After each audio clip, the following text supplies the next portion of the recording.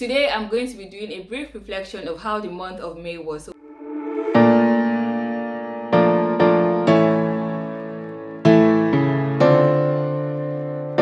Hey fam, how are you doing today? Welcome back to my channel. My name is Tobi Achudume. If this is your first time here, you are super welcome. I am so excited to have you here with me. So here on this channel, we talk about topics, tips and tricks that will help us grow fearlessly into the best version of ourselves. So if you're interested in videos and topics like this, please click the subscribe button so you get notified when we have new videos up. And if you're a returning subscriber, thank you so much for sticking with me. I am so happy that you have joined me again today. I hope you enjoyed this video as much as you have enjoyed the other ones. Today I'm going to be doing a brief reflection of how the month of May was. So what were the things that were done, what were the things that were achieved, and what were the not so great moments in this month. That's what we're going to be looking at. But before we go into this discussion, I would like you to click the like button because I am sure you're going to like the video. So go ahead and click the like button and then let's get right into this video. So the first thing I'm going to reflect on for this month is that we hit 1,000 subscribers on YouTube, and I was so excited when I saw the notification, and then I went. So you know how you see the notification and then you go on the channel to check if the numbers were right? That's what I did. Yeah.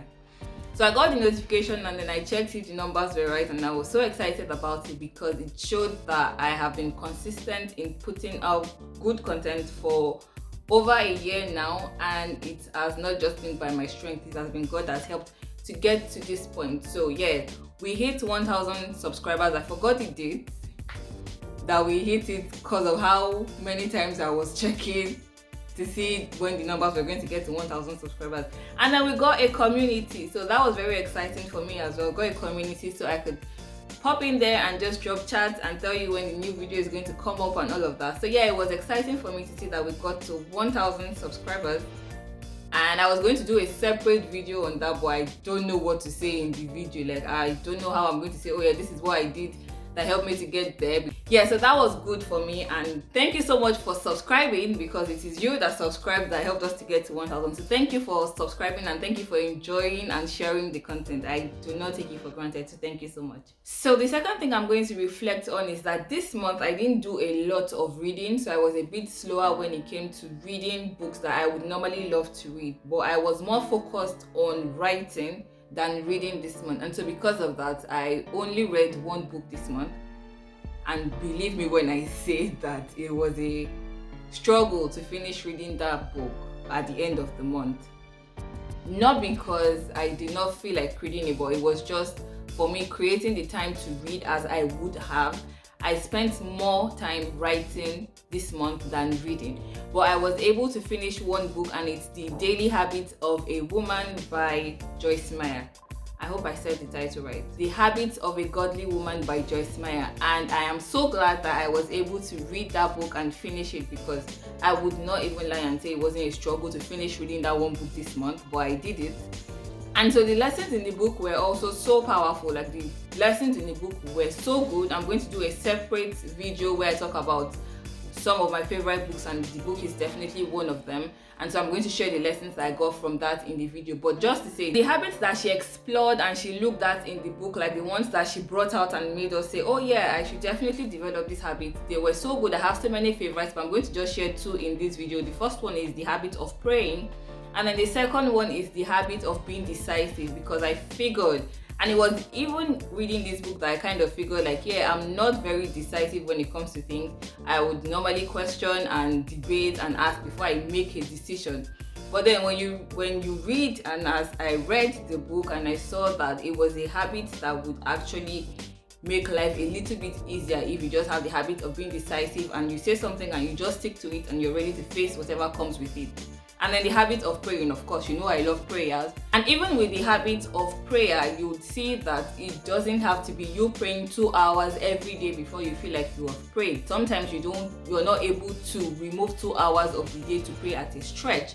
Doesn't mean that you're not praying 2 hours in the day, because you can break it into different, so you could pray 30 minutes in the morning, you could pray 5 minutes at lunch break, and just split it. So it's not you feeling guilty that you were not able to go 2 hours straight or 5 hours straight in praying, but just knowing that every single day and every single time you are praying and you are in constant communication with God. So yeah, those two habits really stuck to me, and I'll do a better book review on it in a coming video. So another thing with reading for me, or with books for me this May, was that I realized that I wasn't reading so many novels anymore. I started off reading with novels, and so I realized that I had stopped reading novels and I had read more personal and self-development books. I'd read inspirational, religious, Christian books. I'd read financial books even. So I realized that I did not have so many novels that I could read now, as in these recent times of my reading, there have been no particular novels. And so I went to the bookstore and I got some novels. Problem is, I have still not read them, but I'm going to read them.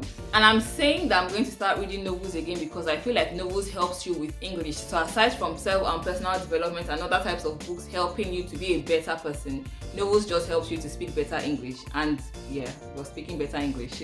So the third thing I'm going to reflect on this month was that I started going on Instagram Live every week. So I started this Tobi Live on Instagram, and it was a struggle for me, as in like hashtag not funny at all, because first it takes a lot for me to do something like putting my face on the camera, and so when you now decide to do it in real time and do it every week and be consistent with it, you have no idea how long I've been pushing for this. And so me doing it this month was a big break for me, and I'm so excited that I started doing it, because it's one thing to constantly say go beyond your fear and don't feel the fear, do it anyway. It's another thing to actually do it. So yeah, we're always saying, like, if you're feeling afraid or you feel fear or you feel like you're not supposed to do something, the first thing to do to conquer it is to try and do it. So take your first step. And so I took the first step in doing the Instagram Live, and after that it felt kind of better in doing it. Not like I'm at my best now, but I feel more confident in doing it because I had taken the first step and I'm able to do it. So long story short, I had planned to start doing Instagram Live at the beginning of the year. So there was a time where I did 3 Instagram Live videos because I was trying to teach on planning for the new year. So I did that 3 times, and then after that I just disappeared and I was like, I'm not doing it again. So I had been planning to do this since the beginning of the year, and we are now in May, and I am so excited that I am doing it and did not wait till the end of the year to say I was not able to do that. So basically why I decided to go on Instagram Live every week, and if you have not followed me on Instagram, you should go and follow me on Instagram now so you don't miss out on what we're talking about.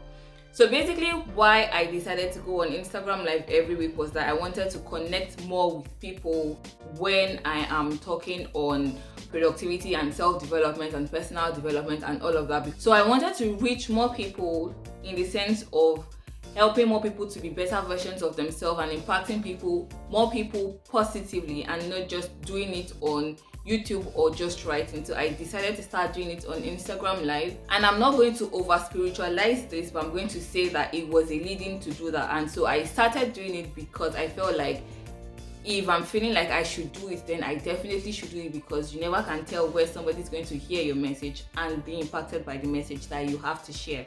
So going on Instagram Live every single week for me is not just because I want to show my face, but because I want to impact more people positively when it comes to being better versions of themselves, in summary. The fourth thing I'm going to reflect on this month was that I tried my best to not overwhelm myself. So one time I was chatting with my friend, and then we were just having a conversation, and I just gotten lost in my thoughts. And when they tried to call me back in the conversation, I was like, oh, I was thinking. It's like, well, why are you thinking? I was like, oh, thinking is what I do.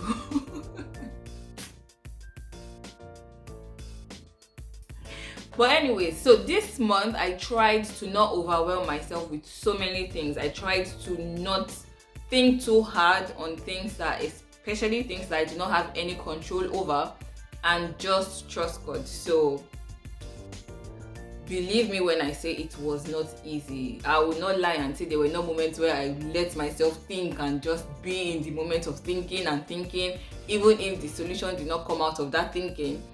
But I was very conscious. I was very conscious of not letting myself let it go for too long, that I now feel sad or feel depressed or feel angry or feel some type of way that I cannot explain. And trust that it is the moment you decide to not overwhelm yourself that there will be so many things to overwhelm yourself with. I mean, trust me, the devil tried it, but what? We serve a living God.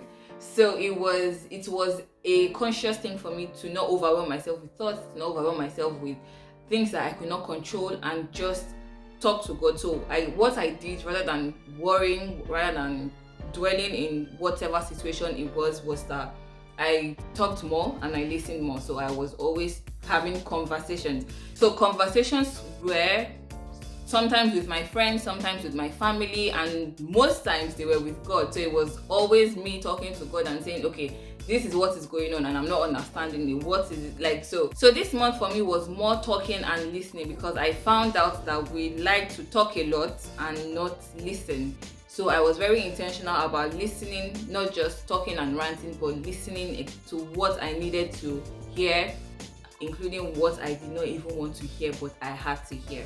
So this month, rather than overwhelming myself with thoughts and worry and fears and all of that, I talked a lot and I listened a lot. And not just talking and listening to random anybody, to people that were very important in my life, including and most especially to God.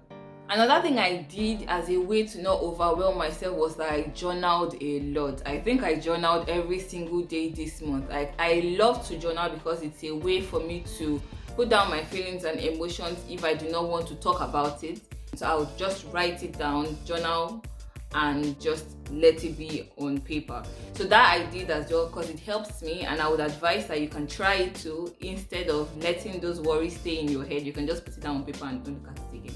It works, trust me, it works. And the last thing I did, the last thing I'm going to reflect on, which was a shocker to me, was that I was able to stay off rice for not the whole month, but half of the month.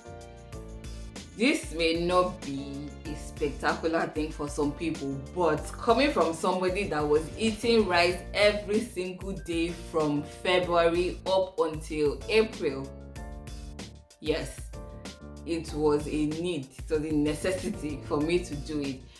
I've never had a problem with rice. I am not the person that eats rice every day or 3 times a day or as often times as some people eat rice. I've never been that person.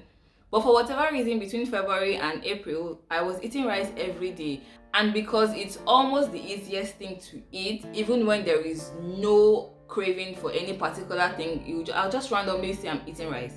And so it became annoying to me and I had to do something about it. So I stayed off rice for 21 days and I did not die.